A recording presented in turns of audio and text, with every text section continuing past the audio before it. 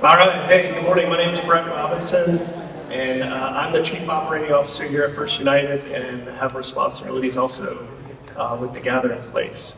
Thanks for being flexible and moving over. The service went long. This will be a longer town hall meeting. We want to make sure there's enough time for some questions afterwards, and we also want to make sure it's recorded too, so I appreciate your patience on that. Let's get right into it. We do have a variety of different things to cover, and then ending with Scott's discussion on general conference. So we will not try to speed through the slides, but there will be just kind of a lot of updates here and there. So you may or may not know we do own property on International Speedway. It's a very small lot. It's a picture of there. I don't know why that picture's not coming through, but it's 3700 West International Speedway, and it was given to the church in 1995. It is a small lot. It's 50 feet wide by 156 feet long. So over that time, there hasn't been any proposed use for the property, and we are in discussions with someone who may be interested in purchasing it. The property appraiser has it valued at $14,000. If you go on Zillow, it's like somewhere in that same range too. So again, vacant lot, there's nothing on it.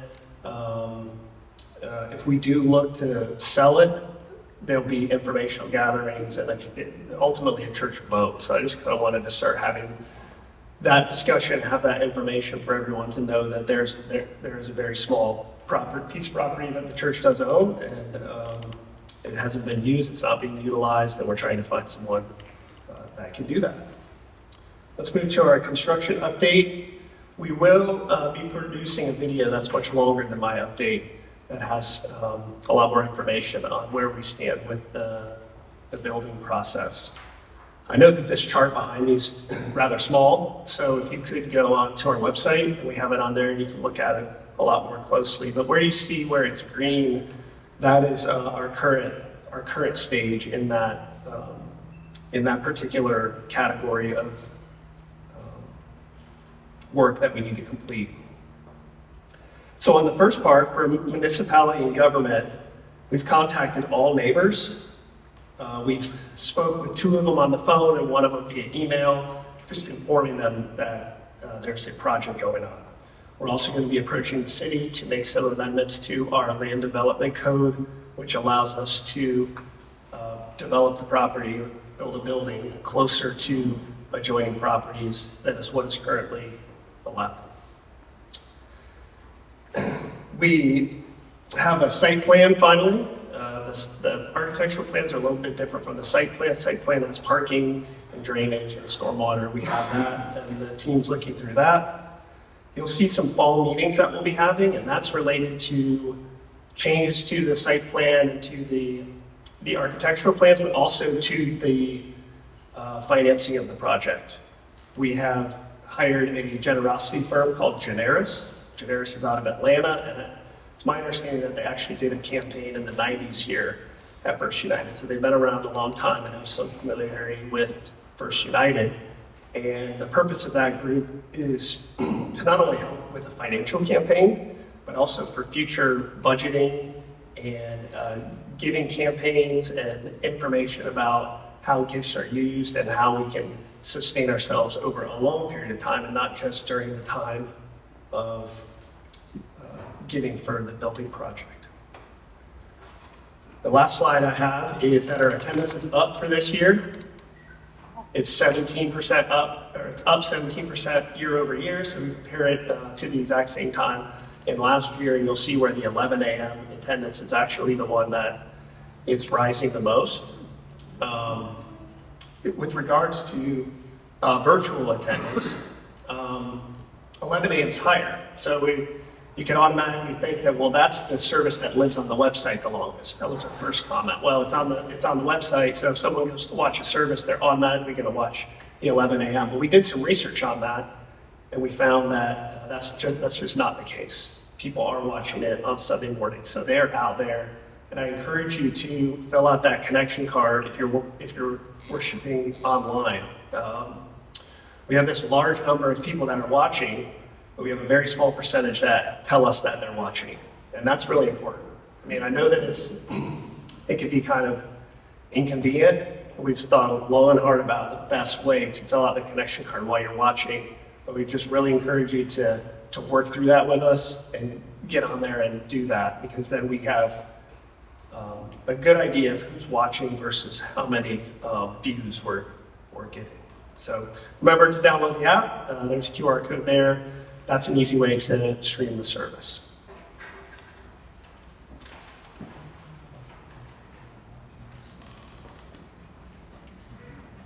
Good morning.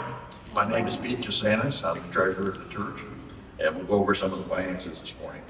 What you see in front of you is a chart that talks about the budget and the actual expenses and revenue.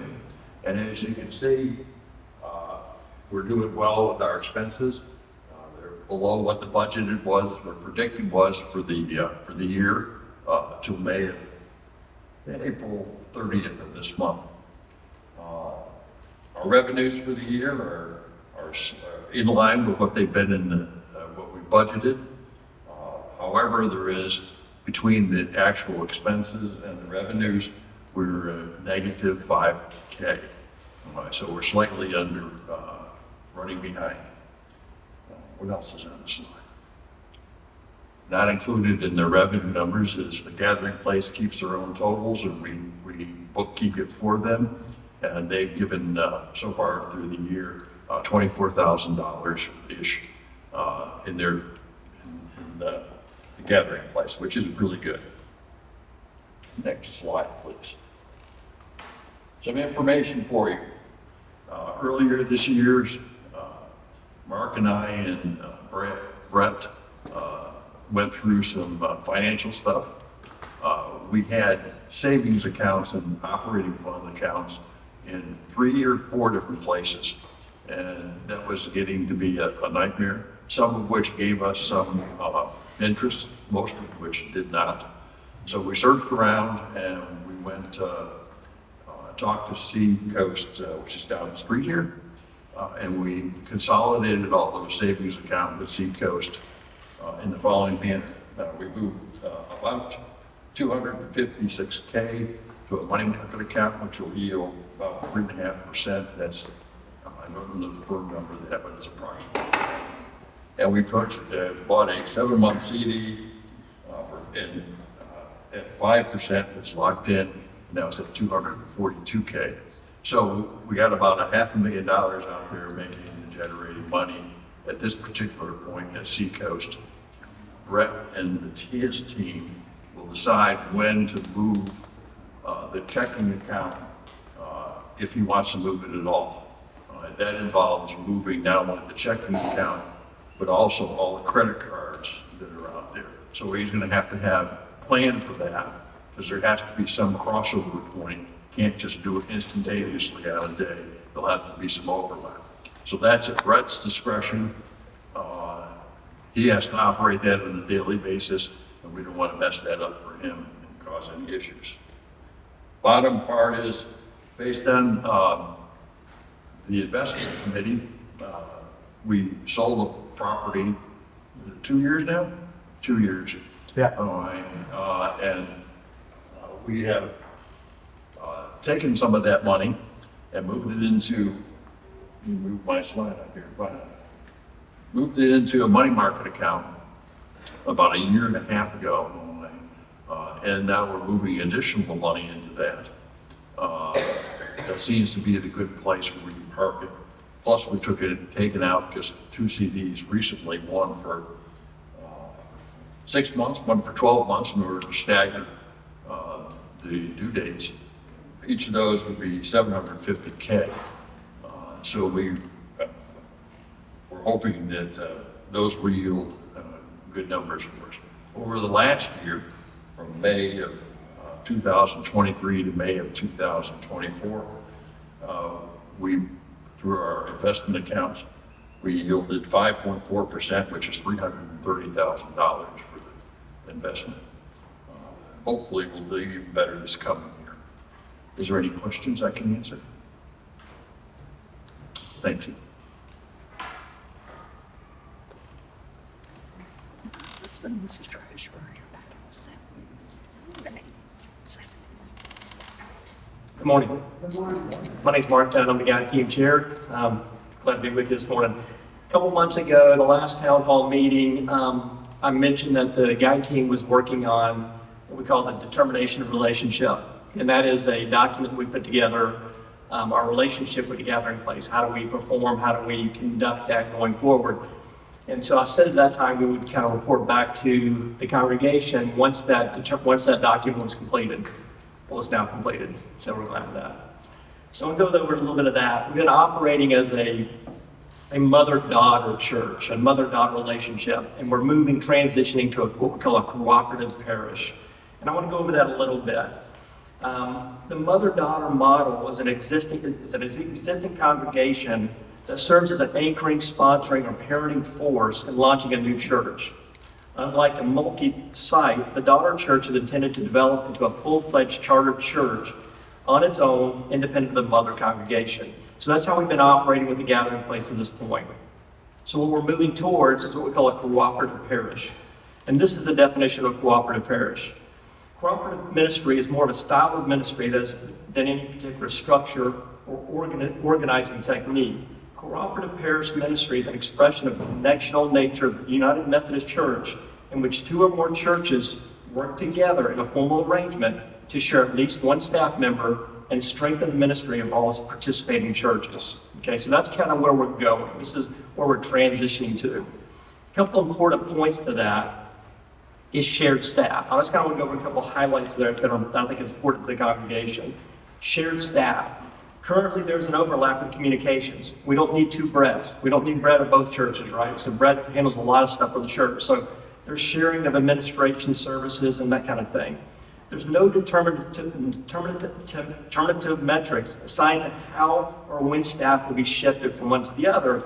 The staff at First United and Gathering Place will at least quarterly meet to coordinate those resources and events. So next thing is the proceeds from the sale of the Williamson property. Okay, so use of the Western Expansion Fund to support the Gathering Place. And that's something we've talked a lot about through the congregation, but it's important to kind of highlight that information. Proceeds from the initial sale of Williamson acreage. Upon the initial sale of the property in 2021, the first thing First United did was we paid off the debt, paid off all the debt that we had. Then we gave 10% towards a mission giving fund. And the investment team was to determine how to distribute the funds amongst the Gathering Place and First United. Okay, at that time, First United and the Gathering Place really had no needs for those dollars. There was kind of no plan for how we were going to utilize those dollars. So what we decided at the time was that the Gathering Place and First United we would wait until there was a viable proposal for how those dollars should be utilized.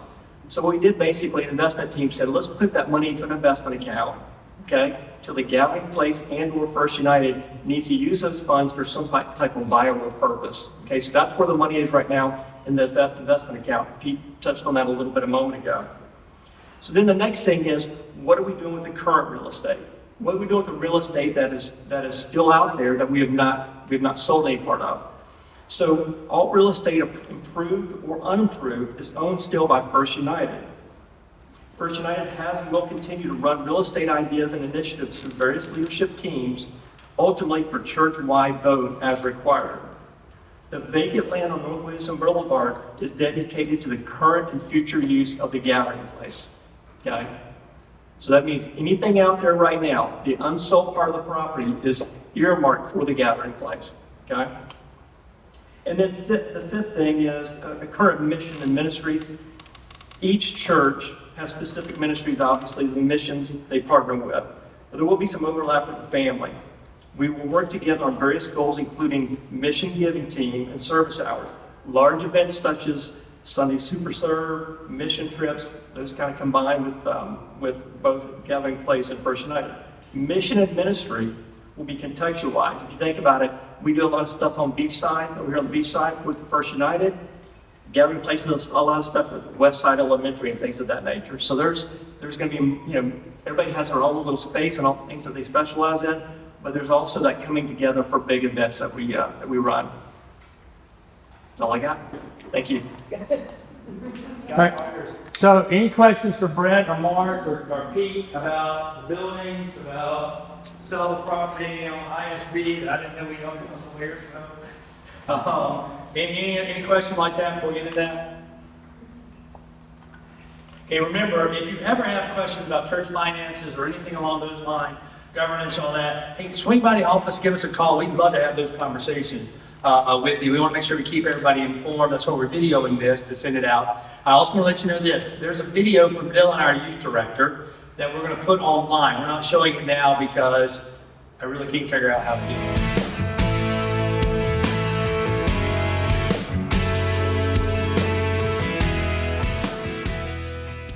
Hey First United family, my name is Dylan Reed and I'm the Director of Student Ministries. And I'm Paige, the summer intern.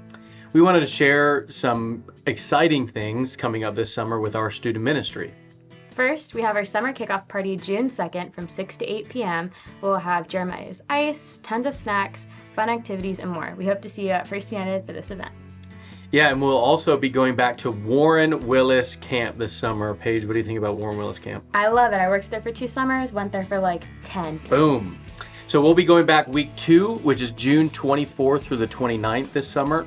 This is an awesome opportunity to worship, take part in some awesome activities, and enjoy everything this camp has to offer.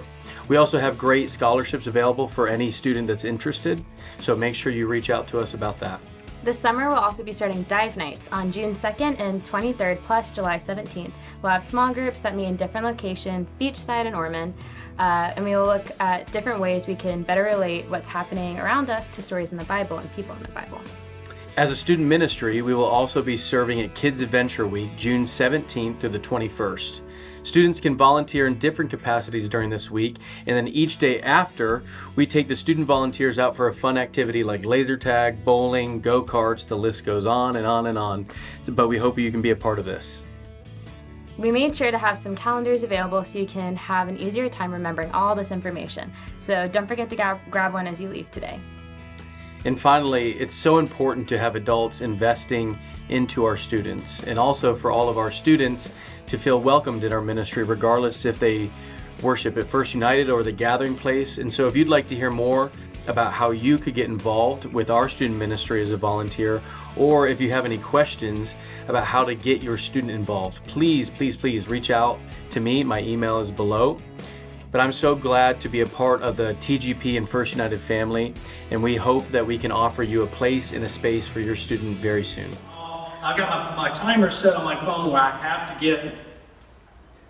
get back over to there because I'm going to preach. But Tammy and Terry are taking care of everything until I get back there. So General Conference took place, and I'm confused. It's technically General Conference 2020 is what it's officially called because it got postponed due to COVID and other things, even though it was in 2024. Just so you know, General Conference is the governing body of the United Methodist Church. It's the only body that can make official decisions about the United Methodist Church regarding policy, policy, scriptural interpretation, all those kind of things. They're the group that makes the decision. And I think it's important to remember this. We are a global denomination. In Africa, in the Philippines, some of Asia, Europe. We don't have much of a presence in South America at all, but there are other Methodist organizations, and those are the United Methodist Church is primarily across that. At one point, it was like 9 to 11 million people with some of the disaffiliations. I don't know where it's at. The General Conference is an elected representative group, meaning half the delegates are clergy, half the delegates are lay people.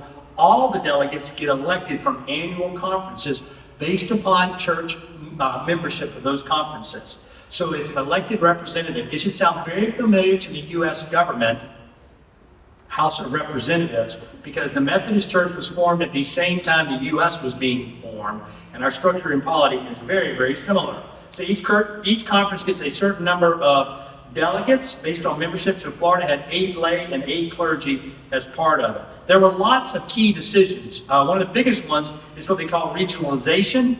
Each region will be able to contextualize its ministry while remaining connected. So like U.S., Africa, Asia, Europe, West Africa. I mean, I haven't figured out all the geographic, how they're doing it yet. But they make a big decision. That means we're all going to be United Methodists, but you can contextualize your work in your area to some degree. The budget was going to be reduced. The budget's reduced, which is really good. Our apportionments, which is our connectional dollars, we don't control about half of them. They all go to the general conference. They reduced their budget. So did the annual conference. There are some real ramifications to cutting your budget. What, 35%? There's some real ramifications. There are ministries and things that aren't happening because we had to cut the budget. And the main reason we cut the budget, there are two main reasons.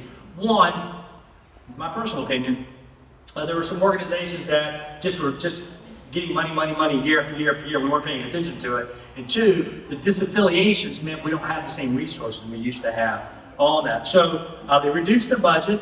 The disaffiliation clause has been removed. So you can no longer disaffiliate from the United Methodist Church in the more simplified version under paragraph 2553. We're back to the old way of having to, if you choose to leave the denomination.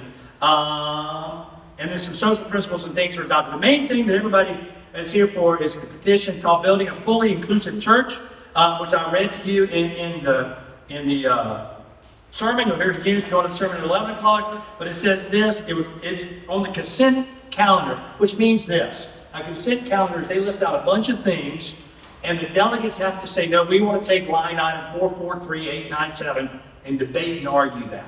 And over the years, they've been this is the first time that never happened. No one stood up to remove it from the agenda. It passed by 93.8% on that kind of thing. And it says this, the petition lifted the UMC's 40-year ban on ordaining self-avowed practicing homosexuals.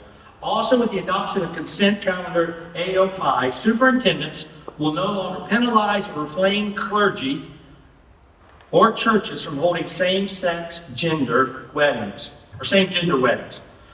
And I'm just kind of reading some of this stuff to you on it. And really what this means is, and if you want this, we can make copies for you again. They're out there. We had this out for several weeks. You can go on the website and get it, on not our website, but on the conference website, flumc.org, to see all that kind of stuff. Let me just talk about, and then we can ask some questions here if you want to, or you can say, hey, I want to ask a question. As I have said, I will meet you for coffee, breakfast, lunch, meet in my office. You can have a group of people meet in your house. I'll be glad to have the conversation. I did have one person in our church said, there's going to be a lot of people who want to meet with you. They really want to meet with you. And I said to this person, name the time, name the place. I don't care how many. If it gets so big, we'll hold it at the church. They emailed me back saying, I can't get anybody to see this as a major issue, so can I just come meet with you? If you got a group at your house, you got a group of people, I'd rather have conversations than have the whisper stuff. Yeah, I didn't say it in my sermon because it was a little snarky of me. I'll say it here. I had somebody in my church, in my office a few years ago tell me I had to preach a sermon on homosexuality and why it was a sin. And they were very adamant, I want to hear you preach a sermon on this, or we're leaving the church. And I'll be honest, you draw a line in the sand, you know what I'm going to do? Step over it every time. And my argument was, I said to this person, this couple, I don't know any homosexuals in our church, but throw a dart and you'll hit a gossip. And you're not asking me to preach on that sin. So is it sin or is it, understand that's kind of where I'm coming from on this, but I'd love to have conversations about it rather than stuff. Anyhow, what does it mean for us? Well, what it means for the United Methodist Church is folks who are LGBTQ, United Methodist pastors in churches, we are now allowed to do marriages if we so choose. LGBTQ folks are able to be ordained if they pass the system. Paige is thinking about doing this. So Paige, what that means is you got to graduate from Florida State. You got to go to seminary. You got to go to seminary. Duke's where you should go, but you're probably going to Candler. So they'll pay for you to go. You got to graduate from seminary. You have to be approved by your district board. You then have to do somewhere in the neighborhood of 390 pages worth of material and go through an interview to be approved for provisional. And then after 2 years or 3 years, you do 390 pages more work to be approved for full connection. So if an LGBTQ person goes through all that and is approved by all that, now in the United Methodist Church, they can be ordained. Clergy will not be penalized for performing same-sex marriages. That's kind of the basic of what has happened with this decision. So for most of y'all here, that's whatever. What does it mean for us? What we care about is what does it mean, and if we're honest, great for the denomination, it's what does it mean for us? Well, first off, one thing you need to know, I'm not gay. And I mean that seriously. Are we going to get a gay pastor? I'm not planning on moving anytime soon. So I'm just letting you know that. And I'm not planning on changing my sexuality anytime soon. I'm a cisgender male. Right? So, I mean, I understand that. The question then becomes, will we have a gay pastor? All right, that's the question. So let me read to you from the Florida Conference. Will my church be required to have a gay or lesbian pastor? The bishop, in consultation with the cabinet, will continue. And what I'm going to do is I'm going to read to you the official language, then I'll interpret it. The bishop, in consultation with the cabinet, will continue to work with churches and clergy to ensure we have the best match possible when making appointments. Part of this work includes review of clergy and church profiles and working with district superintendents to determine fruitful appointments. Our goal is to have a vital, thriving churches throughout Florida committed to the mission in your local church context and fully equipped to make disciples for Jesus Christ for the transformation of the world. So if you're smart enough, you read that, you go, he didn't really say anything. Will we have a gay pastor? Yes. Why do we have to know that? Know what? That somebody's gay, if they're our pastor or their friend? Why is that even relevant? No, that's the question on here. I don't disagree with you. I'm just saying, here's what you need to know. And I think this will be helpful to hear. Every year, our staff parish committee, which is the staff parish relations committee, meets to determine something. They evaluate me, they evaluate Amy, they evaluate Macon. We're all clergy. We get evaluated. And then we make some decisions. And there's a form we fill out. I fill it out, and the church fills it out. And it asks, are you an open itinerant church? Meaning, is your church open to receiving any clergy we send you? And there's some things, some rationales they put in there. You know what our answer is? No. You know why? Because this church isn't ready for an African-American pastor. It would be unfair to send an African-American pastor here. We're not ready for that in our community. I think we're ready for a female pastor now. We have Amy. 20 years ago, this church really went through a painful experience because a female pastor was sent here. And some of y'all are aware of that. We also talk about having a Hispanic pastor or a Korean pastor. And our response is Ormond Beach is 86.5% white. That's our demographics. 10 minutes from the church and all Ormond Beach zip codes. And so our conversation has been it's not fair to send someone of that background here when there's nobody like them here. It wouldn't be fair to them. I am kind of working some things about what would you like to have some African American pastors helping out and doing things. I'm working on that. Also, here's what I know. Right now, Ormond's not ready for an LGBTQ pastor, period. Not just the church. I think the church could be a big struggle for a lot of folks in the church. We're in a different place than we were 10 years ago. I think it would be really difficult. I think it'd be really difficult for an LGBTQ pastor to be here because of some of the other churches in town. I was going to be upfront with you. I am not invited to lots of clergy events in this city because I believe in the ordination of women, 100% straight. And there are churches I will not name. If you come to me personally, I'll tell you, but I won't name them now on the mic because we're recording it. But there are churches that will not do stuff with us because we ordain women. There's churches that will email me to ask a question about the gathering place because Amy doesn't have the authority to respond. So those churches, if we were to appoint an LGBTQ person here, they would get beat up. And that is not fair to them. We want to provide a safe environment for them. I also know this. You're not getting an LGBTQ pastor anytime soon because the folks that I know that are LGBTQ going through the system, it's going to take them a few years to get to this level. People don't get appointed to First United Methodist Church of Ormond Beach when they're 27, 28 years old, right out of seminary. You have to have a little bit of, I love y'all and I love this church, but you got to have a little bit of chutzpah to be the pastor of this church and stand your ground with some of y'all folks, all right? That's just the reality. So there's got to be some moving up in the system. So 15, 20 years from now, and I want to be full disclosure, we are a United Methodist Church. The bishop could say, you're moving, Scott. He could do that in a heartbeat. And I would have to go, let me tell you something, boy. right? And we'd argue back and forth, because I don't just say yes. But he could move me. I know the pastor that was here before me wasn't planning on moving. And the bishop called and said, "You're moving." Wasn't an option. All right, I know that. That could happen. And the bishop could appoint whoever he wants to appoint here. That could happen. Florida has been really, really good about trying to find a good fit. There have been some mistakes in the past, especially in the early 2000s, one of them being First Mormon that we've looked at going, the conference did not do the work to appoint a pastor that was different than the church was used to. So maybe 15, 20 years from now, I don't know. The big issue probably for a lot of folks is, will our pastor be required to do a gay wedding, same-gender wedding? No. They've been real clear. No pastors ever, no one's ever forced me to do a wedding or told me not to do a wedding. The question becomes, will our church be required to host a same-gender wedding? No. We're not required to do any of that kind of stuff. I do want to have, I'm going to take, let me see what time it is. Step. Real quick.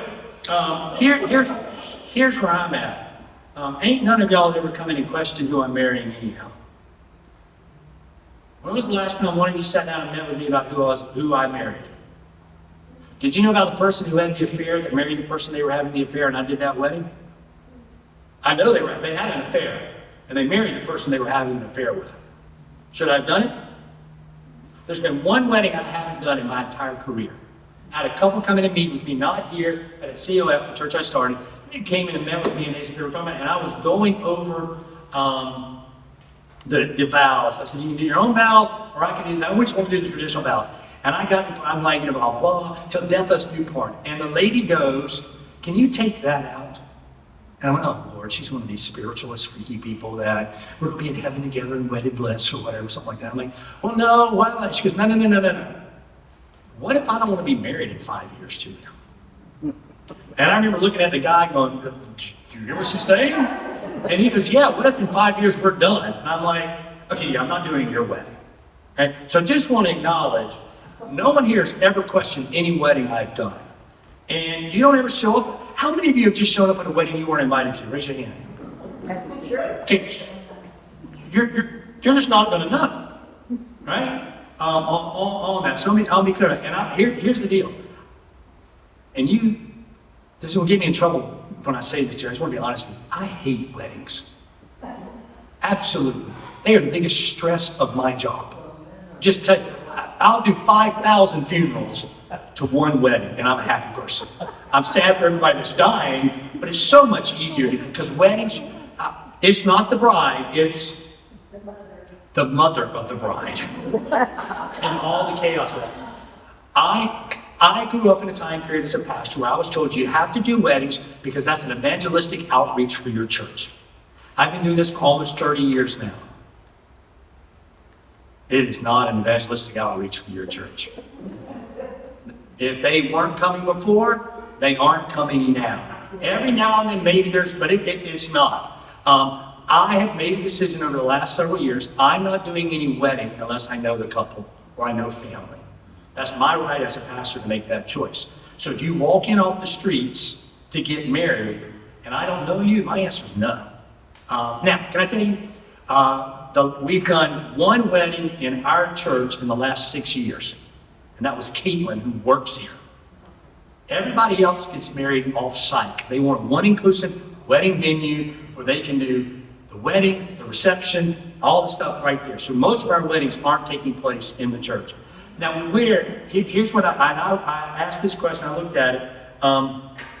We don't have a wedding policy of who can marry and who can't get married here at our church. We have a policy that if you choose to get married here, here are the things you have to do, and here's what you have to pay for, and like you have to have a wedding coordinator. There's some rules, we have that. But we don't have a proposal that says you have to be male, female, you have to be Methodist, not. We don't have anything that says those lines. And I've been debating, do we need something like that? And if we do, this is going to be a guide team discussion, because you need to hear this, the church is not a democracy. It's not everybody gets to vote on everything. We're an elected representative. We have our guide team. It is not a dictatorship. Lord knows, if I got to choose, it'd be a lot different here, right? We kind of work on that. I will say this, when the guide team starts to talk about it, We're going to have conversations so everybody's voice will be heard on that. If we were to make a decision, and I've stuck to this and I'm going to stick to this, I will do a same-sex gender wedding in our church sanctuary until the church leadership says we're ready for that. Now, according to the Methodist Church, I can do a same-sex gender wedding if I so choose. And I'm pretty upfront about this. We had a family friend get married 2 years ago that we've known for years. If she would have asked me 2 years ago to do her wedding, I would have struggled with telling her no, because she's somebody I'm really close to. And she's same-sex gender married. If she got married, if she were to ask me today, my answer is yes, and I would have gone and done that wedding. Theologically, scripturally, I can work that out on my own. And by the way, none of y'all have ever known about that, so you'd be upset about it. But anyhow, thoughts, comments, questions? I got 10 minutes. It's a 53%. It's a 53% budget cut across for the national. General agencies in the Methodist Church lost 53%, but Florida lost 35%. So that's where I got that number. What percent of churches disaffiliated? I can't answer what percentage of churches, I'm repeating it for those of you on video. I can't answer for nationally. Florida was about almost 35% of our churches disaffiliated. What's interesting about Florida is the disaffiliations. Most of the smaller rural churches disaffiliated and joined what's called the Global Methodist Church. That's more traditional in their stance on marriage. Several of our largest churches disaffiliated and joined nobody. They're on their own as kind of independents. And I'm not sure how that's all working out, but some of our larger churches, Grace, Community of Hope,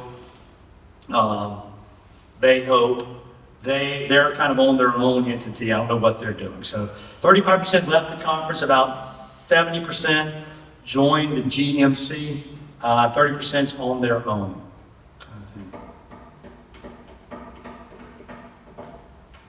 Yes? Scott, I read about reaffiliation. Uh-huh. Talk about that. Is there some churches that are reaffiliated? Yeah. Grace is a painful thing. Yeah, there are churches that are wanting to re-affiliate with the United Methodist Church on that. We actually have had one clergy who left the denomination, and just full transparency, he left the denomination, he and his church left the denomination, and then the GMC came and removed him from the pulpit. We don't know why, because we're not GMC, and now he's asking to come back into the UMC, and so we're trying to figure that out. We also, there are a few churches that are beginning to realize, hey, I didn't say this over there, I'll say it in here. One of the things I've learned about people who leave our church and go to another church, they go to another church after that. And that's kind of, and so there's some of that. Some of these churches have learned that have disaffiliated. The grass wasn't necessarily greener on the other side. And I'm at the level with some conference stuff. We've had some conversations about grace. We believe in grace.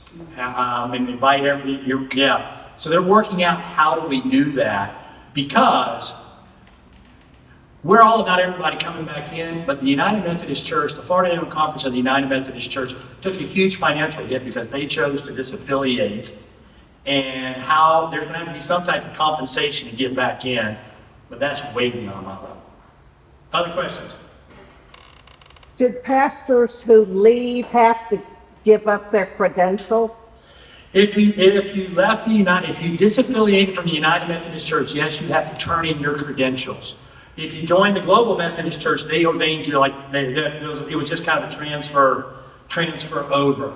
So a question on that. The United Methodist Church, for instance, right now, picking on Paige, the intern, Paige could decide to become a local pastor. It means she doesn't have to go through any more seminary or anything like that. She can be ordained a local pastor and serve a local church, but you'd be a local pastor. I'm an elder. Local pastors is you can only do ministry in your local setting, etc. The Global Methodist Church made a decision, if you're a local pastor in the UMC, we'll make you a full elder in the GMC. And we have said, if you're a local pastor in the Global Methodist Church, You cannot transfer in as an elder unless you have gone to seminary. That's kind of the rule we're working on, so that kind of stuff. There's some rules.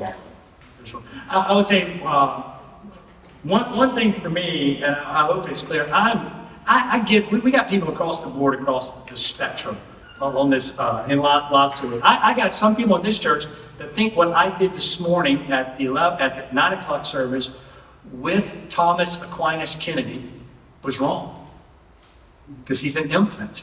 And there are people in our church that believe believers' baptism only. I'm like, you can believe that all you want to. Welcome to the UMC.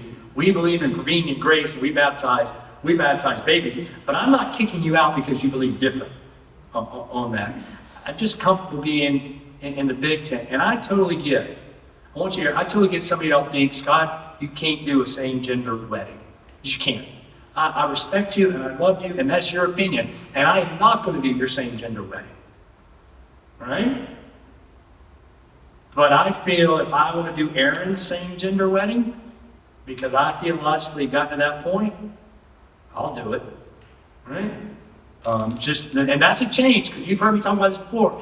And I said I wouldn't do it because it was a violation of the discipline. I actually follow the rules most of the time. I bend them, but I follow the rules. All right? But that's a change for me on that. I mean, theologically, it's not a change. It's just now the Methodist Church is allowing it. So I will do that. And I want to hear you, I want me to tell you this. That doesn't mean you can't serve in leadership in this church if you disagree with me. It doesn't mean, because Lord, no, pick on Judy. Judy and I don't agree on, there are a lot of things, right? Serves in leadership and all kind of, we can disagree about things theologically and spiritually and still be together on that. But I was pretty serious I mean, I'm worn out and weary with this. I've been in the trenches on this for years, kind of stuff. And it's kind of nice to say, all right, we're moving in this direction. Everybody, let's go. And what I love about First United is we kind of focus on other stuff. God loves you, period. Let's do the mission, the ministry work we're supposed to do. Let's invite people to know Jesus. And all this other stuff we'll figure out. All right, I got to go. If you have questions, concerns, seriously, I love meeting with people.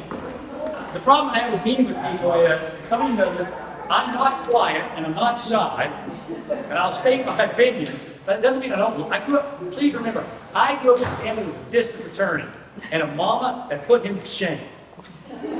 And I grew up, you got to be able to state your point, you got to be able to argue, and you got to stick to your guns.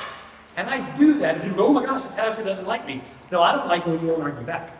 All right, there you go.